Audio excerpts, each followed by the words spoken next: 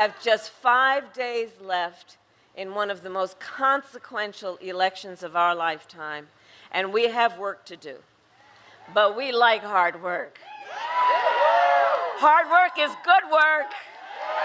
Hard work is joyful work. And make no mistake, we will win. We will win. We will win. We will win. We will win. We will win. We will win. We will win. And we will win. We will win because here's what I believe. When you know what you stand for, you know what to fight for. And we all know we have an opportunity in this election to turn the page on a decade of Donald Trump trying to keep us divided and afraid of each other. We're done with that. We're done. We're exhausted with it. And we know that is who he is. That is who he is. But Las Vegas, that is not who we are. That is not who we are. And it is time for a new generation of leadership in America. And I am ready to offer that leadership as the next president of the United States.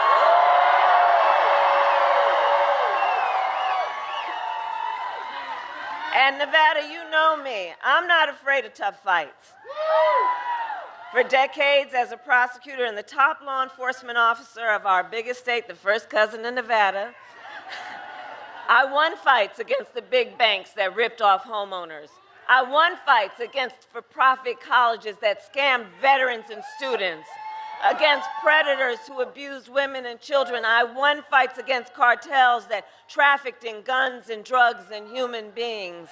And I pledge to you, if you give me the chance to fight on your behalf as president, there is nothing in the world that will stand in my way.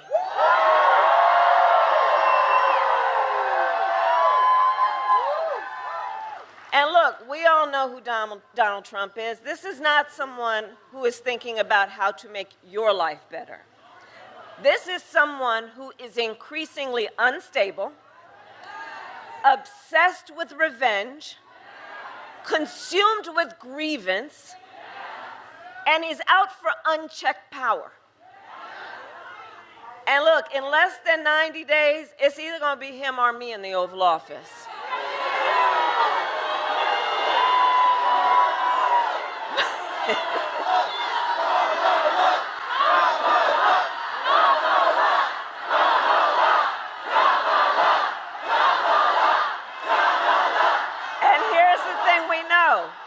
And this is part of what we're fighting for, because we have the image of what it could be. It won't be, but what it could be if he was elected. If he were reelected on day one, Donald Trump would walk into that office with an enemies list. When I am elected, I will walk in with a to-do list on behalf of you. On behalf of you. And at the top of my list is bringing down the cost of your living. That will be my focus every single day as president. I will give a middle-class tax cut to over 100 million Americans. I will enact the first ever federal ban on corporate price gouging on groceries. I will make housing more affordable by building more homes and by taking on those corporate landlords who unfairly buy up all those properties and then jack up your rent. And we will fight for working families by raising the minimum wage and eliminating taxes on tips for service and hospitality workers. And if you are caring for an elderly parent, you know, I took care of my mother when she was sick. If you are taking care of an elderly parent, this is personal for me. My plan will cover the cost of home care for your elder parent under Medicare, so you don't have to spend down your savings in order to qualify for Medicaid. So seniors can get the help and care they need to stay in their homes. And this is just a matter of dignity. Dignity. Dignity is why I will lower the cost of child care, because we know families are struggling right now, and folks just need a little bit to not just be able to get by, but get ahead. It's about dignity, and it's about values that you bring to your position of leadership. And as far as I'm concerned, we're done with the idea that the measure of the strength of a leader is based on who you beat down, when we know the real measure of the strength of a leader is based on who you lift up.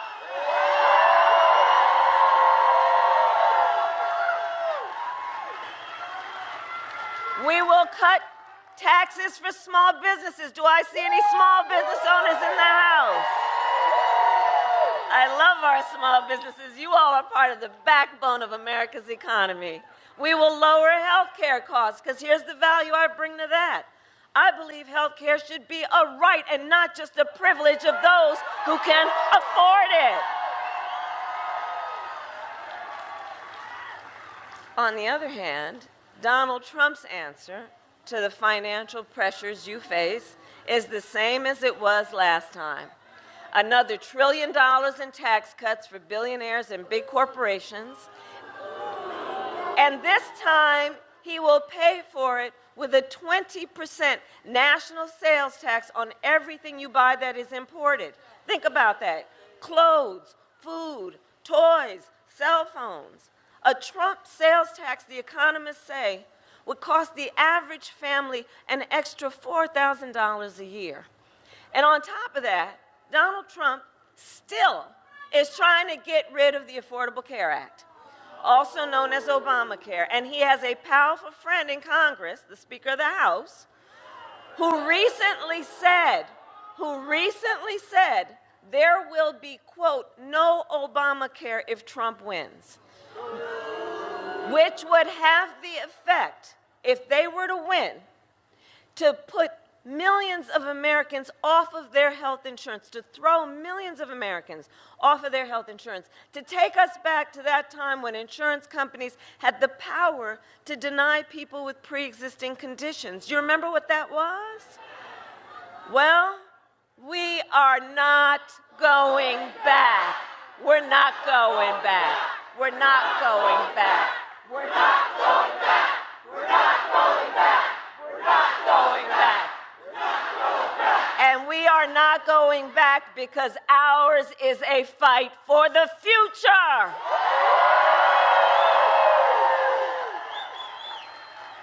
And it is a fight for freedom, like the fundamental freedom of a woman to make decisions about her own body and not have her government tell her what to do. And we all remember how we got here. When Donald Trump was president, he hand-selected 3 members of the United States Supreme Court with the intention that they would undo the protections of Roe v. Wade. They did as he intended, and now in America, 1 in 3 women lives in a state with a Trump abortion ban. Many with no exceptions even for rape and incest, which is immoral.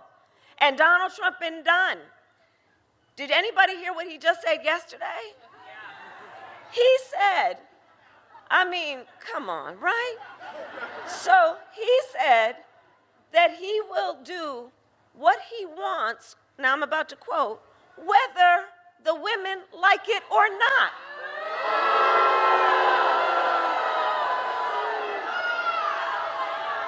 This is the same person who said that women should be punished for their choices.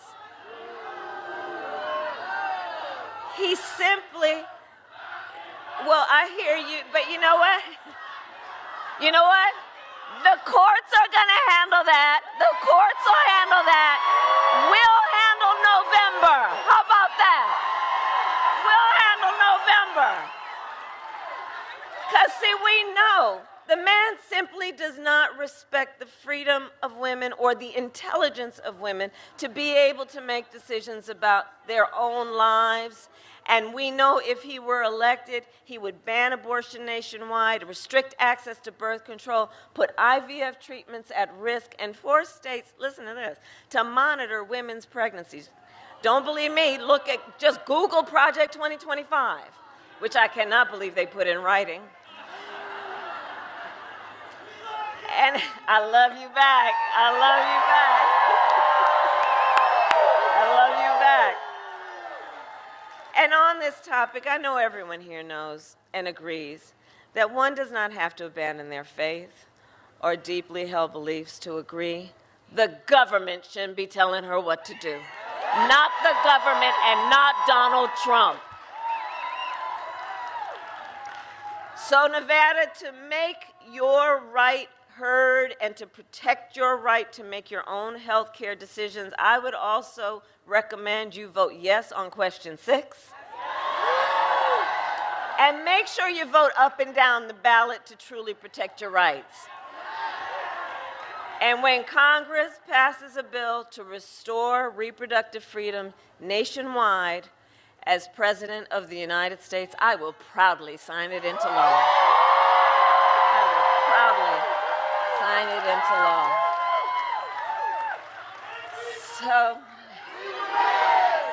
So Nevada, on that point, I am here to ask for your vote. I am here to ask for your vote. And here is my pledge to you. And here is my pledge to you. As president, I pledge to seek common ground and common sense solutions to the challenges you face. I pledge to not try to score political points, but to make progress in your lives and in our country. I pledge to listen to those who will be impacted by the decisions I make. I pledge to listen to experts. I pledge to listen to people who disagree with me because, you see, unlike Donald Trump, I don't believe that people who disagree with me are the enemy. He wants to put them in jail. I'll give them a seat at the table. That's what real leadership looks like. And I pledge to always put country above party and self, and to be a president for all Americans.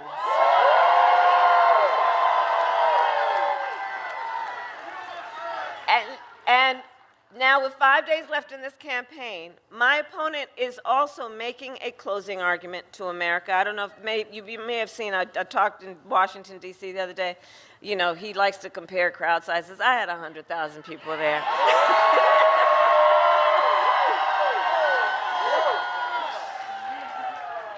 But listen to what he's saying as his closing argument. It's all about hate and division. Jennifer talked about it. It's all about hate and division. And it's not just what he says, it's what he will do. Because if elected, you can be sure he will bring back family separation policies, only on a much greater scale than the last time. We can imagine what he will do with unchecked power, because recall that recently the United States Supreme Court, now this is what's different from 2016 and 2020. The court said essentially that he will be immune no matter what he does in the White House. And so for all the reasons we know, it is time to turn the page on Donald Trump. Let's turn the page. And it all comes down to this. You all have taken time out of your busy lives to be here tonight, and I thank you for that, and I thank you for that. And I know that one of the biggest reasons we are all here together tonight is because we love our country. We love our country, and we know when you love something, you fight for it. When you love something, you fight for it. And I do, and I love you, and yes. And here's the thing.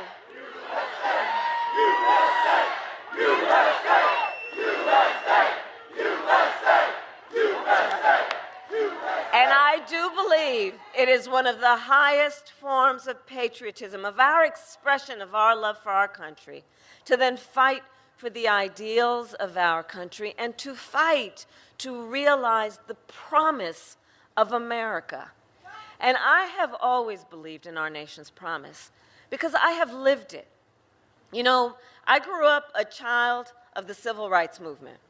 My parents would take me to the marches when I was in a stroller, where people from all walks of life came together to fight for freedom and for opportunity.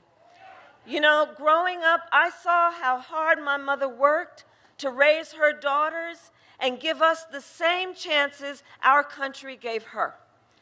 And I was blessed to have family by blood and family by love who instilled in me the values of community, of compassion, and faith. And I've spent my life fighting for people who have been hurt and who have been counted out, but who never stopped believing in what our country can do and what is possible. I have lived the promise of America, and today I see the promise of America in everyone here tonight. Everyone here tonight. In all of us. Sí se puede. I see the promise of America.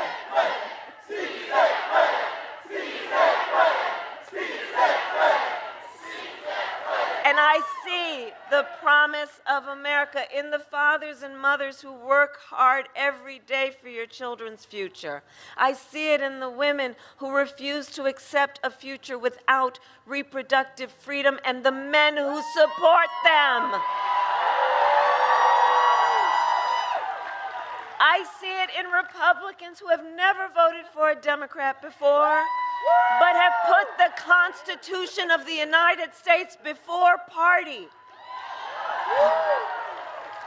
And I see the promise of America in all the young leaders who are here and are voting for the first time. Oh, I love Gen Z. I love you guys. I love you guys. And here's what I love about our young leaders. You guys are rightly impatient. You are rightly impatient for change. You are young leaders who are determined to live free from gun violence, to take on the climate crisis. You intend to shape the world you inherit. I love that about you, because for you, none of these issues is theoretical. It's not political. This is your lived experience. And I see you, and I see your power, and I'm so proud of you.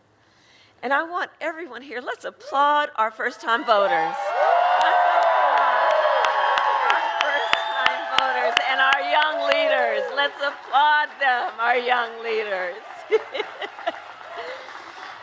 And I know the people of Nevada, you are battle-born